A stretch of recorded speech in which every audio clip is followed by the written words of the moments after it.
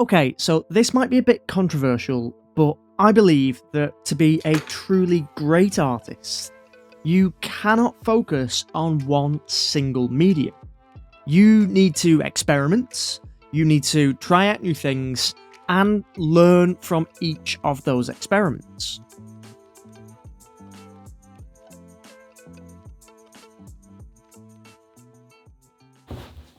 And that's what brings me to this video. I've been experimenting with oil paints in my last few videos, and they are a relatively new medium to me, but I thought I would try and branch out and try some new ones. For the couple of pieces that I've already done in oils, these are the student grade paints that I've been using, and I want to try something a little bit better. Oil paints are quite expensive, and unfortunately I don't make anywhere near enough through YouTube yet to justify buying anything new for a video. I got in touch with a UK-based oil paint company called Cranfield Colours, and very kindly they supplied me with some samples to try out. There is an issue though. They've only sent me 4 tubes of paint, and 2 of them are white. Really, I've only got one choice, and that is to make a painting with these 3 colours. I might use a tiny little bit of black too. Okay, so I have cheated a little bit. I'm priming my canvas with red and yellow acrylic to create a gradient. I'm using acrylics for this rather than oil base, as I'm only giving myself a few hours to get this piece done, and I can get painting straight away with an acrylic base. If you'd like to learn a little bit more about how I create smooth, blended backgrounds like this in acrylics, I do have a video about my 5 blending techniques, which I will link in the description so you can watch it at the end of this video. So not only am I pushing myself out of my comfort zone by only using these 3 colours, but I'm also trying to challenge myself more to paint a little bit faster and a little bit looser. I can do quite refined and quite rendered realism, but now I want to push myself into creating realism that isn't quite as rendered, it isn't quite as refined, it doesn't require thousands of tiny brushstrokes, but still looks impressive. I have such a long way to go, and even though I'm a professional artist, I've never stopped trying to learn and improve my work.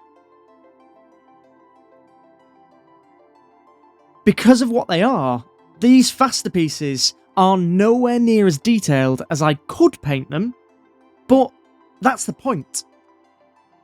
A lot of beginner artists see hyperrealism as the pinnacle of what artists can achieve.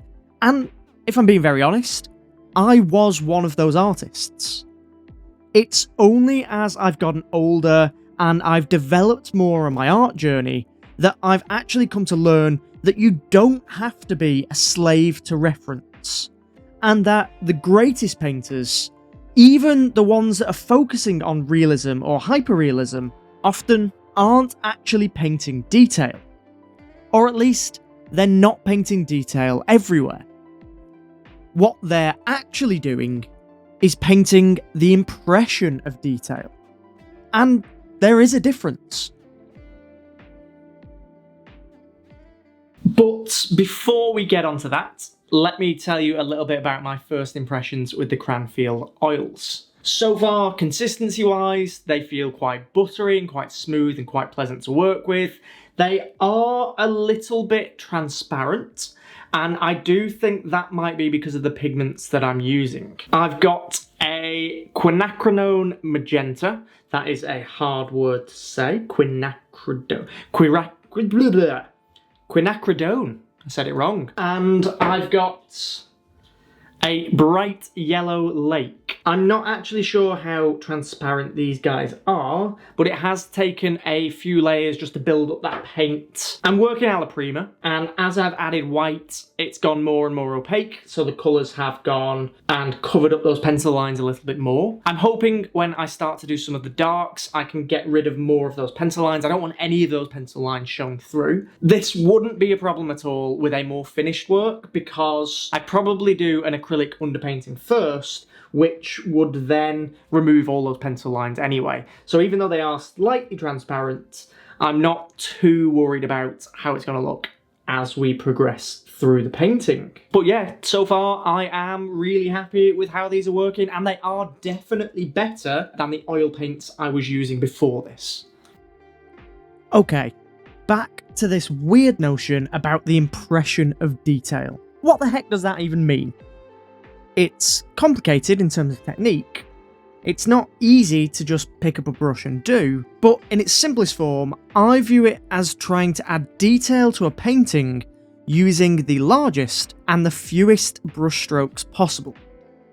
Now, this might seem simple, and it might seem harder to paint thousands of tiny strands of fur, but to paint the illusion of detail takes a heck of a lot of practice. It's one of those things that separates the okay painters from the great painters. And I want to be a great painter. I want to be a household name one day, and you don't get there by being okay. So understanding when to use that meticulously rendered detail and when to use the impression of detail is a hugely important skill to learn. And it's something that I'm just beginning to get to grips with. I have thousands of hours of experimenting and practicing and refining before I'll even consider myself anywhere close to being good at it. And I think that's something that a lot of people don't realise. When somebody says, oh, you're talented, or you're a really good artist, you're so talented, they don't seem to realise how much time and effort and blood and sweat and tears have gone into developing the skills to be able to produce the artwork that they're going, oh, it's talent, gift. You could just get up out of bed in the morning and just do those things. And that is just not how it works. And doing things like this that push you out of that comfort zone, they are challenging, they are difficult, and they are the things that you need to do in order to get better with your artwork. It's really difficult, and I am actually forcing myself not to paint those details, but I think I'm nearly at the finish line with this painting. I have got one kind of large issue though, or rather, a small issue. These paint tubes are tiny, teeny tiny, and I think for any big pieces, these sample tubes would be no good. Obviously they sell human-sized paints, and I will be getting some for some larger oil paintings I've got planned for later in the year. And I'm going to be focusing on trying to improve this skill, painting with the impression of detail. Now, obviously, this isn't just about putting blobs of paint down. It's about understanding the brushwork, and the colour, and the values, and how the direction or the pressure of those brushstrokes can influence the form of the subject that you're trying to bring to life. I think it's so much more difficult than painting all of those individual strands, or even clumps of fur. I see it in a lot of the artworks that I critique. Details are easy. Most people get to grips with the details relatively quickly, but what's missing from a lot of these people's work is the understanding that not everything needs detail.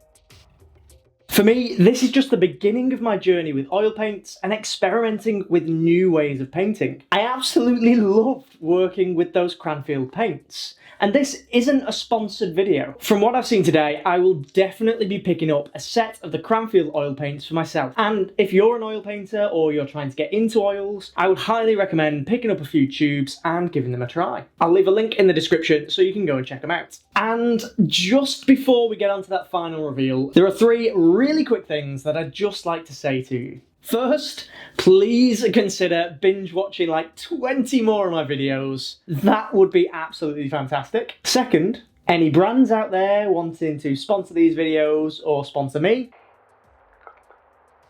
And 3, I would just like to say a massive thank you to all of my patrons. There you are.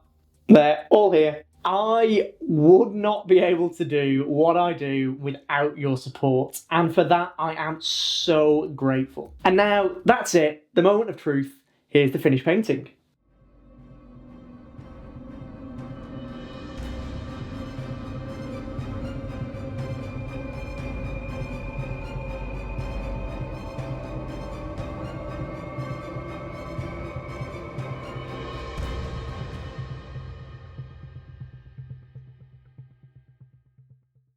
If you'd like to see more of my oil painting process, then check out this video. And as always, thank you so much for watching, and I'll see you next time.